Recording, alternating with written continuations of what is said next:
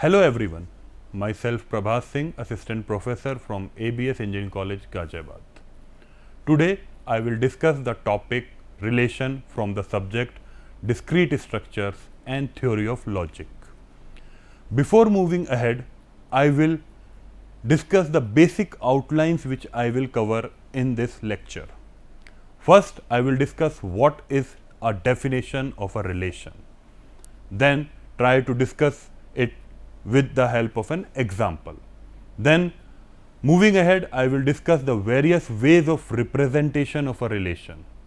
There are 4 ways in which a relation can be represented. Each and every way is also demonstrated with the help of an example. Moving ahead, I will discuss the composition of a relation, one of the most important topic as per the AKTU curricula. So, first, what is a definition of a relation? Before going through the content, what is a definition of a relation? First, we will discuss how we can find a relation between 2 sets or a single set. If we are given a set A, now if we are given a set A with elements 1 and 3, and there is a set B with element 2 and 4. अभी ये जानने से पहले कि relation की क्या definition है, पहले हमें ये समझना है कि हम कार्टेशियन प्रोडक्ट कैसे परफॉर्म कर रहे हैं. तो मैं ये कह रहा हूं कि अगर मान लो मेरे पास 2 सेट हैं, एक सेट A, सेट B.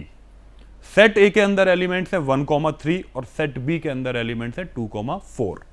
अब कार्टेशियन प्रोडक्ट सिंपली क्या होता है, मैं 1 का 2 से मल्टीप्लीकेशन और 1 का 4 से मल्टीप्लीकेशन, मतलब 1 का 2 के साथ पेयर और 1 का 4 के साथ पेयर. ऐसे ही 3 का 2 के साथ पेयर और 3 का 4 के साथ पेयर. अब सिंपली मैं इसे कैसे रिप्रेजेंट करूंगा, A cross B. This is basically the representation of multiplying 2 sets, or we can say that basically the Cartesian product of 2 sets. Now A cross B will contain the ordered pair. What ordered pair? 1 with 2, this is one possibility, 1 with 4, other is 3 with 2, and 3 is 4. Now this is basically a Cartesian product of set A with set B.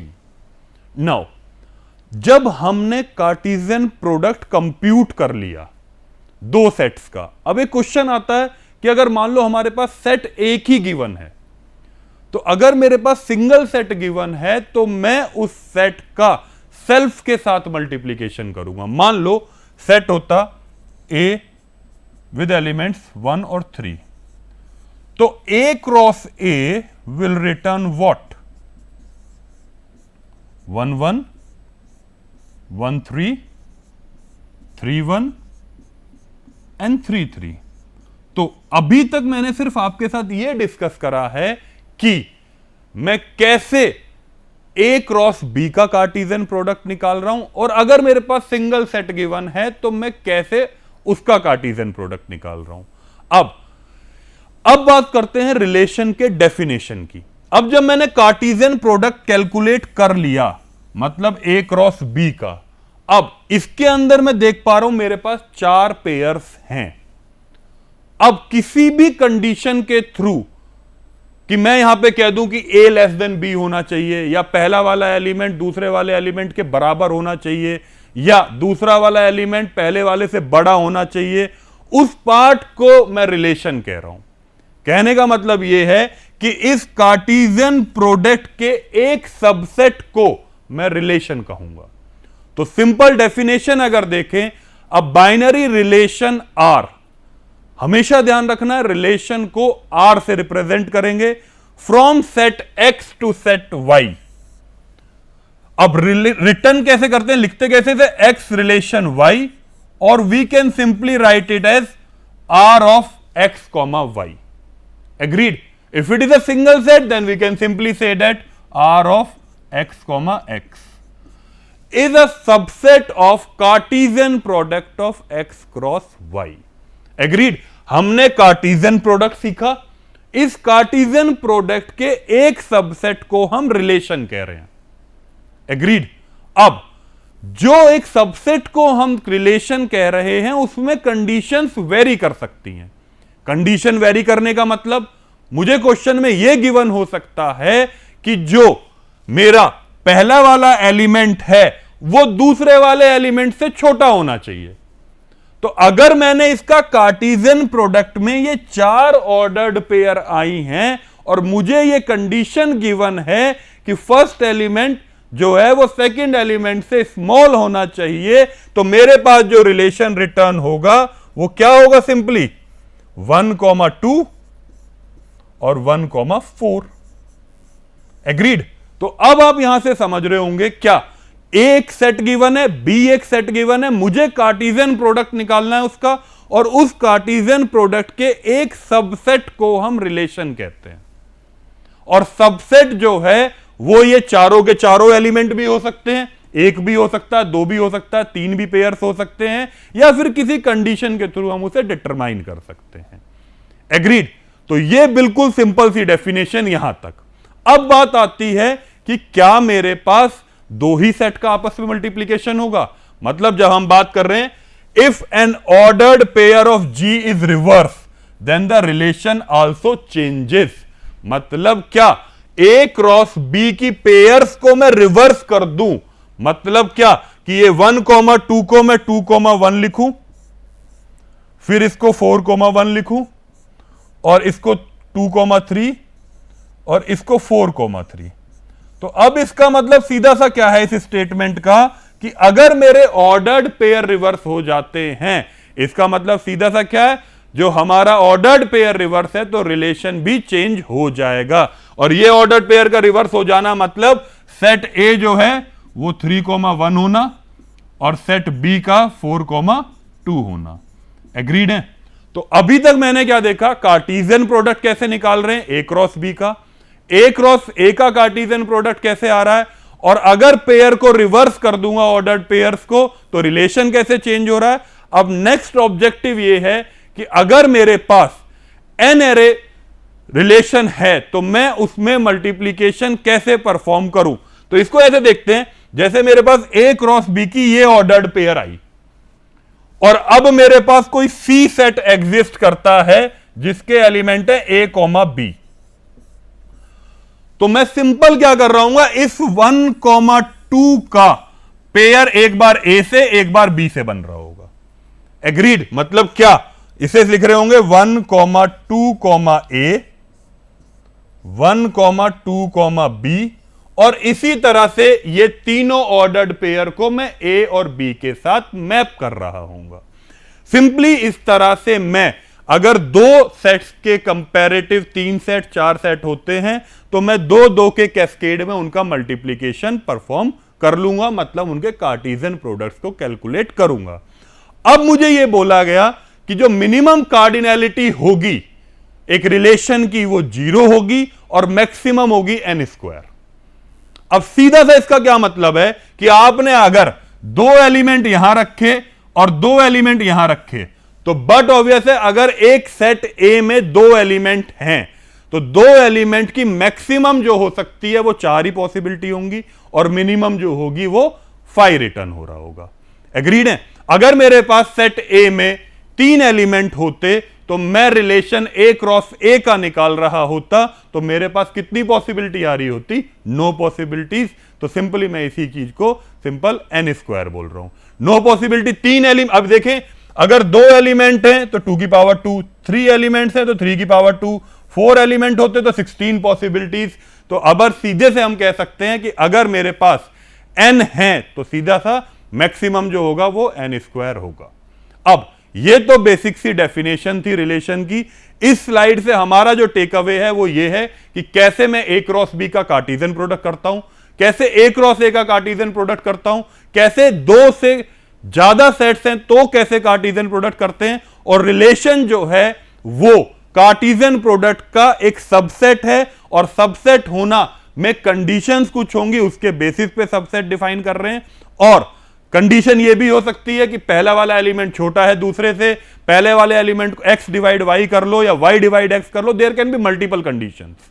ठीक है? और इससे हमने ये देखा कि minimum cardinality जो होगी वो 0 होगी और मैक्सिमम जो होगी वो n स्क्वायर होगी। अब एक एक करके एग्जांपल देखते हैं। यहां पे सिंपली एक सेट ए में मेरे पास 3 एलिमेंट है ए बी सी, और एक सेट बी में मेरे पास 3 एलिमेंट है आर एस टी।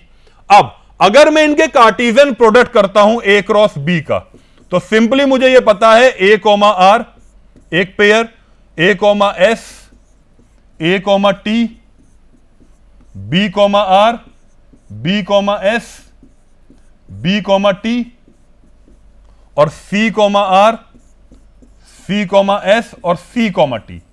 अब ये मेरी 9 पेयर निकल के आई, क्योंकि दोनों में 3-3 एलिमेंट मेरे पास थे। अब लेकिन मेरे पास एक रिलेशन क्या डिफाइंड हुई कि मेरे पास ये कुछ एलिमेंट्स हैं, what ever the condition is, किसी भी कंडीशन को अप्लाई करके मुझे बताया जा रहा this is a relation from A to B. Agreed? तो ये मेरा कार्टेशियन प्रोडक्ट था। इन ऑर्डर्ड पेयर में से कुछ ऑर्डर्ड पेयर को यहां रख के हमने कहा कि R is a relation from A to B. Agreed? अगर सेकेंड एग्जांपल देखें, इसमें मुझे क्या गिवन है, एक सिंगल सेट ए गिवन है और कहा गया है बी इक्वल टू ए, मतलब सिंपल हम बात कर रहे हैं एक सेट हमारे पास गिवन है। ठीक है, तो 1 2 3 के अगर सारे कार्टेशियन प्रोडक्ट लिखूंगा तो मेरे पास 9 पॉसिबिलिटी निकल के आएंगी। उन 9 पॉसिबिलिटीज में हमारे पास r is equal to 1 1 2 2 3 3 simply लिखा हुआ है। तो यहां से हम ये समझ पा रहे हैं कि ये आइडेंटिटी रिलेशन की कुछ कंडीशन लगी होगी, इसीलिए मेरा दोनों एलिमेंट्स मुझे सेम दिख रहे हैं। एग्रीड? नेक्स्ट अब ये देखते हैं कि डोमेन और रेंज कैसे डिफाइन करते हैं एक रिलेशन की। ठीक है, तो डोमेन और रेंज, पहले उनकी डेफिनेशन देखने से पहले एक एग्जांपल पे आते हैं कि मेरे पास एक सेट ए गिवन है, एक सेट बी गिवन है। सेट ए में 4 एलिमेंट हैं, सेट बी में 4 एलिमेंट हैं, तो मेरे पास 16 पॉसिबिलिटीज का एक कार्टेशियन प्रोडक्ट और ऑर्डर्ड पेयर्स में एलिमेंट्स आए होंगे। एग्रीड? अब उसके ऑर्डर्ड पेयर के बाद मैं एक रिलेशन को जो बोल रहा हूं वो ये बोल रहा हूं। ठीक है, अब ये मेरी एक रिलेशन डिफाइन करी गई है जो कि subset of ordered pair of A cross B से आया। एग्रीड? अब मुझे यह बताना है कि इसमें डोमेन क्या है और रेंज क्या है। तो इसमें हमेशा ध्यान रखना है the set of all the first entries of ordered pair, जो भी पहली वाली एंट्रीज है, this one, these all the entries are called as domain. Agreed? तो मैं डायरेक्ट यहां से यह कंक्लूड कर सकता हूं इस एग्जाम्पल के थ्रू कि मेरे पास जो डोमेन है वो 1,2 है, और अगर मैं रेंज की बात कर रहा हूं तो मेरे पास सेकंड वाली एंट्रीज जो होंगी वो रेंज होंगी। एग्रीड? तो सिंपली मैंने यहां पे कह दिया ए बी सी डी। तो डोमेन क्या है? जो भी रिलेशन हमने फॉर्म किया उनकी जो फर्स्ट वाली एंट्रीज हैं, those entries are called as domain, और जो सेकंड वाली एंट्रीज हैं वो कही जाएंगी रेंज। तो सिंपली एक बार डेफिनेशन देख लेते हैं।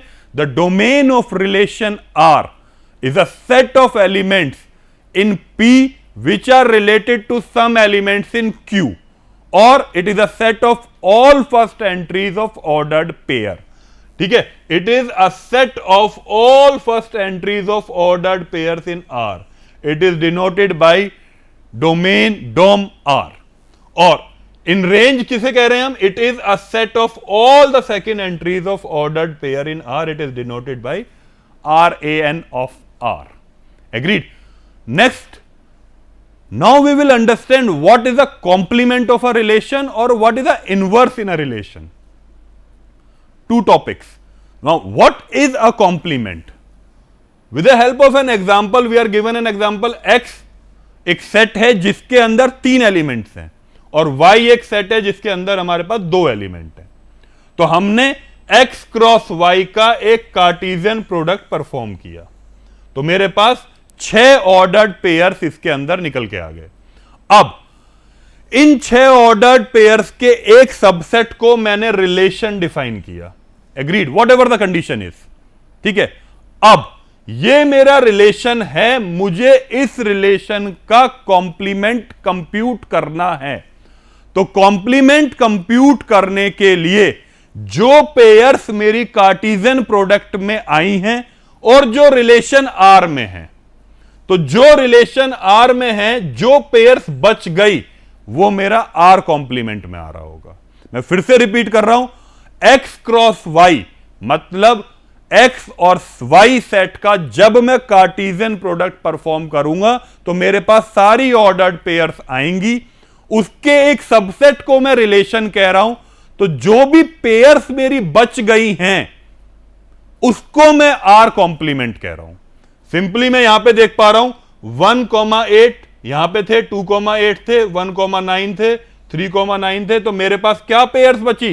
3,8 एंड 2,9। सिंपली मैं कह सकता हूं 3,8 और 2,9 मेरा कार्टेशियन प्रोडक्ट में ये दो पेयर्स बचे हुए थे। तो सिंपली मुझे क्या ध्यान रखना है कि एक रिलेशन का कॉम्प्लीमेंट कैसे कंप्यूट करेंगे कि जो भी मेरे पास सेट्स गिवन हैं उनके कार्टेशियन प्रोडक्ट निकाला, उसकी जितनी भी ऑर्डर्ड पेयर हैं उसके एक सबसेट का रिलेशन डिफाइन करा, तो जो चीजें जो ऑर्डर्ड पेयर रिलेशन में एग्जिस्ट नहीं कर रही हैं वो सारी ऑर्डर्ड पेयर आर कॉम्प्लीमेंट में आएंगी। ठीक है, तो सिंपली मैं इसकी डेफिनेशन देखूं तो क्या, consider a relation R from set A to set B, the complement of relation R denoted by R complement is a relation from A to B such that R complement is A comma B and A comma B does not belongs to an R. Agreed? So, moving ahead, I want to discuss one another topic, what is the inverse of relation. अब inverse of relation अगर देखें तो जैसे मैंने यहां x cross y करा और इसका रिलेशन मैंने ये डिफाइन करा, तो जो भी ये रिलेशन मैंने डिफाइन करा है तो इनकी इमेज को अगर रिवर्स कर दें, जितनी भी ये ऑर्डर्ड पेयर है, जैसे ये 1,8 एक ऑर्डर्ड पेयर है, पहली वाला एलिमेंट डोमेन, दूसरा वाला रेंज, अगर इस इमेज को मैं रिवर्स कर दूं, मतलब 8,1, 8,2, 9,1 और 9,3, तो ये मेरे पास एक आर इनवर्स निकल के आ जाएगा। एग्रीड? तो मेरे पास इनवर्स क्या होगा एक रिलेशन का, जो भी मुझे रिलेशन गिवन है उनके ऑर्डर्ड पेयर्स की इमेज को रिवर्स कर दें तो उसको मैं एक इनवर्स रिलेशन बोलूंगा। अभी अगर मैं ये कहूं कि what is an identity relation, identity relation का क्या मतलब होता है कि अगर मेरे पास 3 एलिमेंट एक सेट में एग्जिस्ट कर रहे हैं, तो मान लो 3 एलिमेंट है, R इक्वल टू 1, 2, 3, तो आइडेंटिटी रिलेशन का मतलब यह है जो पहला एलिमेंट होगा या जो डोमेन में होगा उसी की जस्ट मिरर इमेज रेंज में होगी। मतलब क्या, आइडेंटिटी रिलेशन क्या होगा? Simple 1,1, 2,2 and 3,3। एग्रीड? तो मैंने यहां पे 3 कंसेप्ट आपसे डिस्कस करे कि कॉम्प्लीमेंट कैसे निकालते हैं रिलेशन का, इनवर्स कैसे निकालते हैं, और आइडेंटिटी रिलेशन हम किस चीज को बोल रहे हैं। तो कॉम्प्लीमेंट कैसे, Cartesian product minus relation is R complement, reverse of और the mirror image of, reverse of the ordered pair of relation R is inverse, और आइडेंटिटी रिलेशन क्या है, same mirror image. Now how can we represent a relation? To represent a relation there are 4 methods. One is the matrix method, another is a directed graph method, and third one is an arrow diagram, and fourth one is a table method. I will discuss one by one with the help of an example. Now, what is a matrix representation of a relation? First, we will go with an example. This is a matrix representation. Now, what we are given, there is a set P with elements 1, 2, 3, 4, and there is another set Q with elements A, B, C, D. Now, the relation defined for this is this. Now, how can I represent the ordered pair or this relation with the help of a matrix? The simple way of representing this with the help of a matrix is that we simply have this. Now, what is this? This is P and this is Q. In P set, we were having an element 1, 2, 3, 4, and Q set, we were having an element A, B, C, D. Now, how can I represent this? These are all the 16 possibilities. Remember, if there is a 4 cross 4 matrix, then all 16 possibilities will be covered. If we go for a Cartesian product of 4 cross 4 element, there is 16 possibilities in that as well. So what are the relation given to us? 1 comma a. अब 1 comma a का क्या मतलब है? This is 1 and this is a. So at this position, if this ordered pair belongs to a relation, then we will write it as 1. Then another one is 1 comma b. This is 1 comma b, we simply write it as 1. Next is 1 comma c, we will simply write it as 1. 2 comma b. Now this is 1 comma d. So 1 comma d is directly written as 0 because there is no such ordered pair mentioned in a relation. Next, simply 2 comma b is 1, 2 comma c is 1 and 2 comma d is 1, and rest of the pairs are written as 0 because there are no such ordered pairs mentioned in a relation. So now we will move to the definition. What the definition is? हमारे पास एक P एक set given है, एक Q एक set given है जिसमें M और N number of elements हैं. तो we simply what we are doing, R is a relation from P to Q और उसे मैट्रिक्स में हम कैसे रिप्रेजेंट कर रहे हैं? अगर वो एक ऑर्डर्ड पेयर एग्जिस्ट करती है तो 1 और अगर ऑर्डर्ड पेयर एग्जिस्ट नहीं करती है तो simply 0. Now second method is a directed graph method.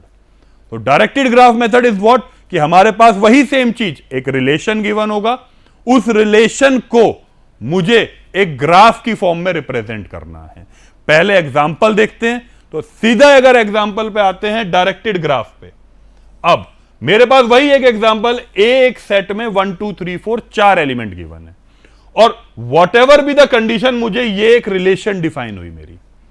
तो मैं सिंपली क्या करने वाला हूं, मैं 4 मैंने नोड्स बना लिए यहां पे 1 2 3 4.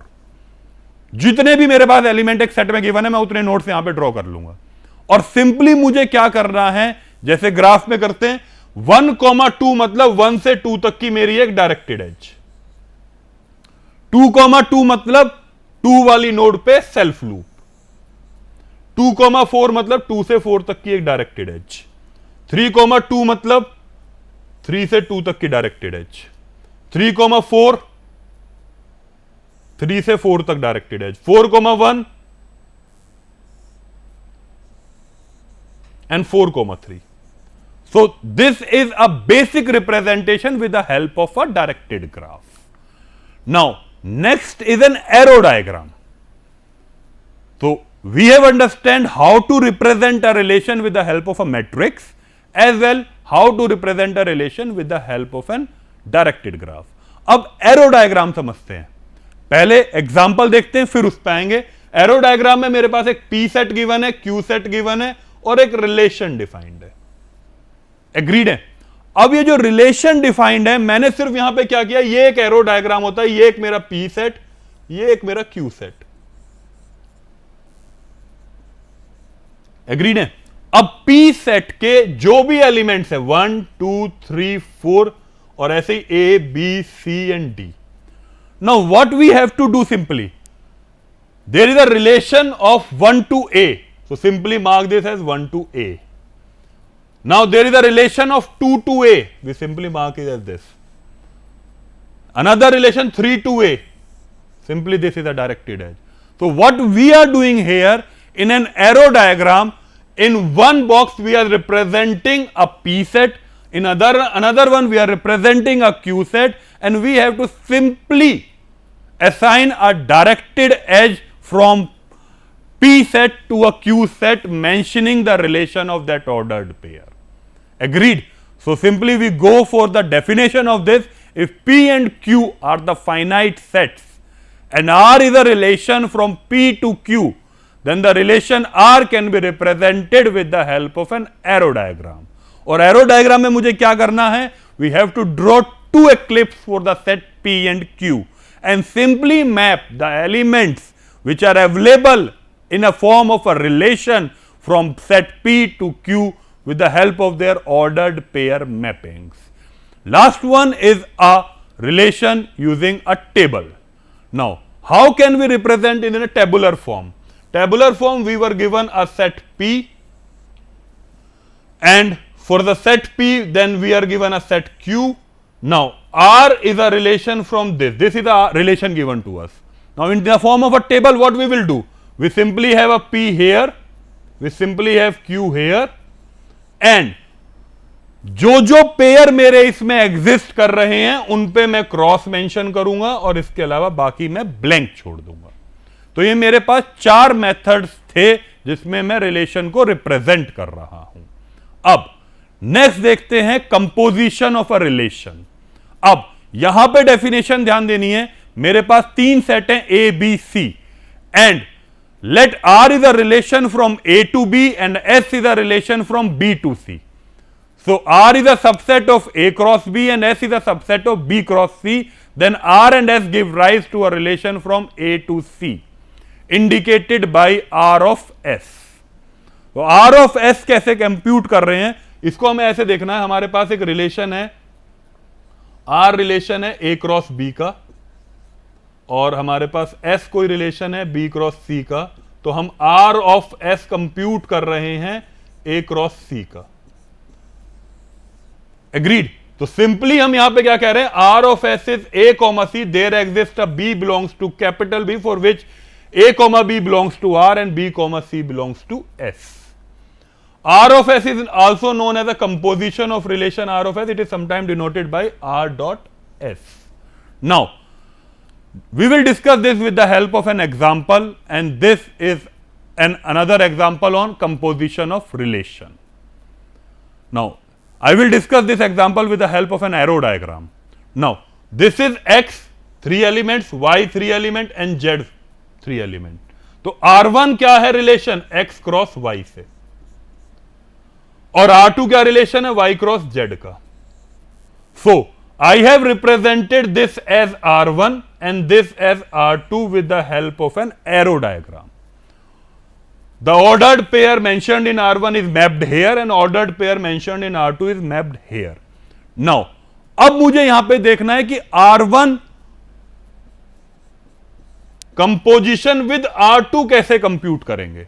तो सिंपल से इसका लॉजिक ये है कि 4, A. अब मुझे इसमें यह सर्च करना है कि मेरा A किस फर्स्ट एलिमेंट पे एग्जिस्ट कर रहा है. तो मेरा A कहां एग्जिस्ट करता है, यहां इन दो पोजीशंस पे. तो डायरेक्ट मैं यहां से कह सकता हूं कि 4 की A से और A की L से है, तो डायरेक्ट लिख सकता हूं 4, L. भाई बात क्या हो रही है, A relation B, B relation C, then A relation C. Agreed. ऐसे ही मैं डायरेक्ट क्या कह सकता हूं, 4, L था, यहां पे मैंने कहा 4, N. इसी तरह से नेक्स्ट देखें तो 4, ये वाले पार्ट से, नेक्स्ट देखें 5 से, तो ऐसे ही मेरा आ रहा होगा 5, C. C से अगर देखें तो L, M एंड N. तो 5, L, 5, M, 5, N. एग्रीड. इसी तरह से मैं नेक्स्ट पार्ट भी इसमें देख सकता हूं. तो नेक्स्ट अगर देखें, यही मेरा R1 ऑफ R2 यहां से कंप्यूट हुआ होगा. एग्रीड. जब मैंने R1 composition with R2 calculate कर लिया, तो मैंने उसी को रिप्रेजेंट करा है with the help of this arrow diagram. और इसी में अगर मैं ये नेक्स्ट देखूं कि R1 इनवर्स, तो R1 इनवर्स के लिए मैंने सिंपली क्या करा होगा, ये मेरे पास R1 गिवन है, इसका इनवर्स कर दिया, मतलब जस्ट इसकी इमेज बना दी. और जब ये चीज किया तो ये क्या हुआ होगा, A, 4, this is B, 4, this is C, 5, this is A, 6, this is C, 6. और इसके बाद मैंने simply R1 composition R1 inverse किया होगा, तो मेरे पास ये रिजल्ट आया होगा. तो मुझे सिर्फ इतना ध्यान रखना है कि जब मेरे पास यहां पे 1, 2 एक सेट में है A में, और मान लो B में मेरे पास 2, 3 है, तो जब मैं A ऑफ B अगर लिख रहा हूं तो मेरे पास वो चीज आएगी 1, 3, because this is A relation B, this is B relation C, then this is A relation C. Agreed. This is the another one example. I will discuss other examples in the next lecture. Hope you all have understand this. Thank you.